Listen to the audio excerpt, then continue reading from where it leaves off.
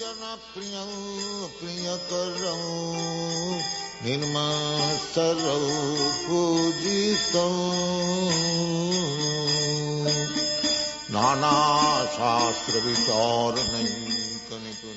now part 4, chapter 45, Laughing Ecstasy. Lokanang hitakaranang tribhuvane mannam saranyakanam nana. In the fourth division of Bhakti Rasamrita Sindhu, Srila Rupa Goswami has described 7 kinds of indirect ecstasies of devotional service, known as laughing, astonishment, chivalry, compassion, anger, dread, and ghastliness. In this portion, Srila Rupa Goswami further describes these ecstasies of devotional feelings, some being compatible and others incompatible with one another.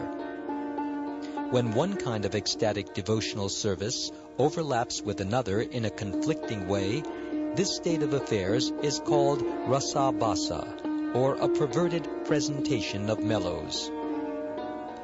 Expert learned scholars say that laughing is generally found among youngsters or in the combination of old persons and young children. This ecstatic loving laughing is sometimes also found in persons who are very grave by nature. Once an old mendicant approached the door of Mother Yashoda's house, and Krishna told Yashoda, quote, "My dear mother, I don't wish to go near this skinny villain. If I go there, he might put me within his begging bag and take me away from you." Unquote.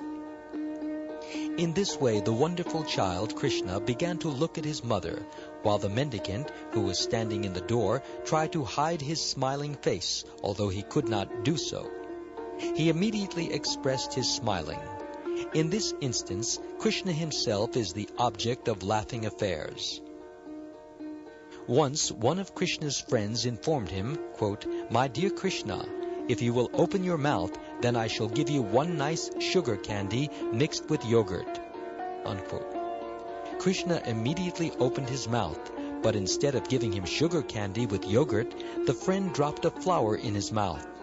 After tasting this flower, Krishna turned his mouth in a disfigured way, and upon seeing this, all his friends standing there began to laugh very loudly.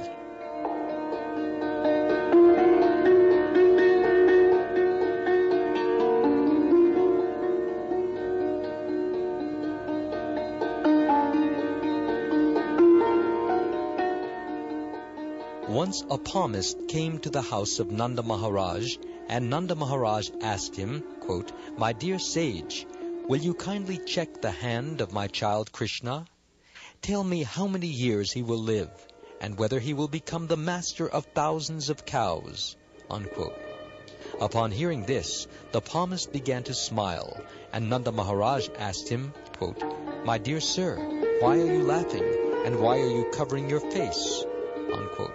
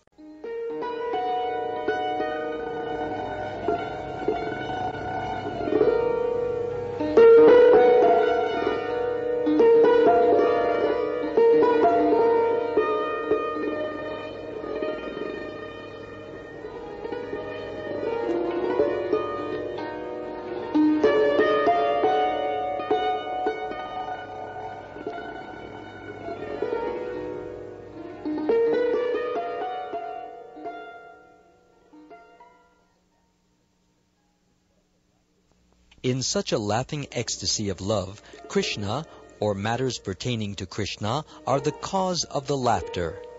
In such laughing devotional service, there are symptoms of jubilation, laziness, concealed feelings, and similar other seemingly disturbing elements.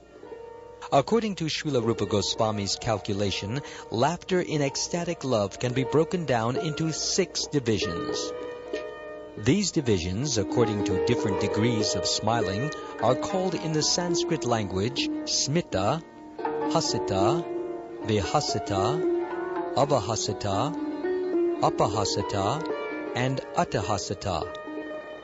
These 6 classes of smiling can be classified as major and minor. The major division includes smita, hasita, and vihasita smiling, and the minor division includes avahasita, apahasita, and atihasita smiling. When one is smiling but his teeth are not visible, one can distinctly mark a definite change in the eyes and in the cheeks. This is called smita smiling. Once, when Krishna was stealing yogurt, Jarati, the head mistress of the house, could detect his activities, and she was therefore coming very hurriedly to catch him. At that time, Krishna became very much afraid of Jarati, and went to his elder brother Baladev. He said, quote, "My dear brother, I have stolen yogurt. Just see, Jarati is coming hurriedly to catch me." Unquote. When Krishna was thus seeking the shelter of Baladev because he was being chased by Jarati, all the great sages in the heavenly planets began to smile. This smiling is called smita smiling.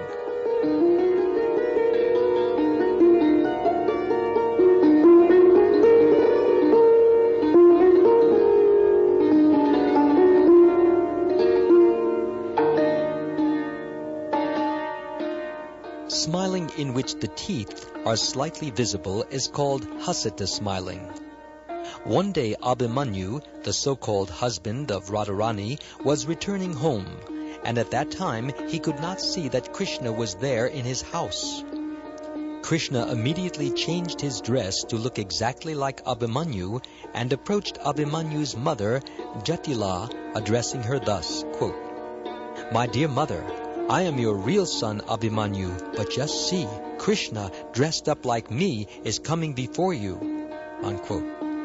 Jatila, the mother of Abhimanyu, immediately believed that Krishna was her own son, and thus became very angry at her real son who was coming home. She began to drive away her real son, who was crying, "Mother, mother, what are you doing?" Seeing this incident, all the girlfriends of Radharani who were present there began to smile, and a portion of their teeth was visible. This is an instance of hasita smiling. When the teeth are distinctly visible in a smile, that is called vihasita. One day when Krishna was engaged in stealing butter and yogurt in the house of Jatila, he assured his friends, quote, "My dear friends, I know that this old lady is now sleeping very profoundly because she is breathing very deeply. Let us silently steal butter and yogurt without making any disturbance." Unquote. But the old lady, Jatila, was not sleeping, so she could not contain her smiling, and her teeth immediately became distinctly visible. This is an instance of vihasita smiling. In a state of smiling, when the nose becomes puffed and the eyes squint, the smiling is called avahasita. Once, early in the morning, when Krishna returned home after performing his rasa dance, Mother Yashoda looked upon Krishna's face and addressed him thus, quote, "My dear son, why do your eyes look like they have been smeared with some oxides? Have you dressed yourself with the blue garments of Baladev?" Unquote. When Mother Yashoda was addressing Krishna in that way, a girlfriend who was nearby began to smile with a puffed nose and squinting eyes. This is an instance of avahasita smiling. The gopi knew that Krishna had been enjoying the Ras dance and that Mother Yashoda could not detect her son's activities or understand how he had become covered with the gopi's makeup. Her smiling was in the avahasita feature.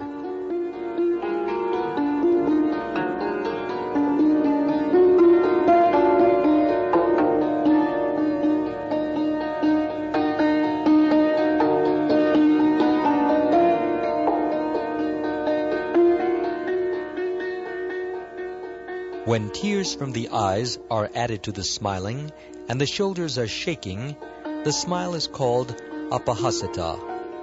When child Krishna was dancing in response to the singing of the old maidservant Jarati, Narad was astonished.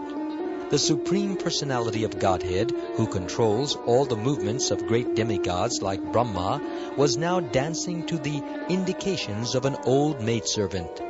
Seeing this fun, Narad also began to dance, and his shoulders trembled and his eyes moved. Due to his smiling, his teeth also became visible, and on account of the glaring effulgence from his teeth, the clouds in the skies turned silver. When a smiling person claps his hands and leaps in the air, the smiling expression changes into atihasata, or overwhelming laughter. An example of atihasata was manifested in the following incident. Krishna once addressed Jarati thus, quote, "My dear good woman, the skin of your face is now slackened, and so your face exactly resembles a monkey's. As such, the king of the monkeys, Balimukha, has selected you as his worthy wife." Unquote. While Krishna was teasing Jarati in this way, she replied that she was certainly aware of the fact that the king of the monkeys was trying to marry her, but she had already taken shelter of Krishna, the killer of many powerful demons, and therefore she had already decided to marry Krishna instead of the king of the monkeys. On hearing this sarcastic reply by the talkative Jarati, all the cowherd girls present there began to laugh very loudly and clap their hands. This laughter, accompanied by the clapping of hands, is called atihasata.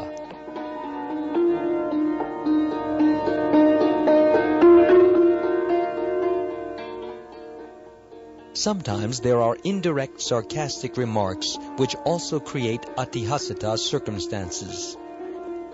An example of one such remark is a statement which was made by one of the cowherd girls to Kutila, the daughter of Jatila and sister of Abhimanyu, the so-called husband of Radharani. Indirectly, Kutila was insulted by the following statement, quote, "My dear Kutila, daughter of Jatila, your breasts are as long as string beans, simply dry and long. Your nose is so gorgeous that it defies the beauty of the noses of frogs, and your eyes are more beautiful than the eyes of dogs. Your lips defy the flaming cinders of fire, and your abdomen is as beautiful as a big drum. Therefore, my dear beautiful Kutila, you are the most beautiful of all the cowherd girls of Vrindavan, and because of your extraordinary beauty, I think you must be beyond the attraction of the sweet blowing of Krishna's flute." Unquote.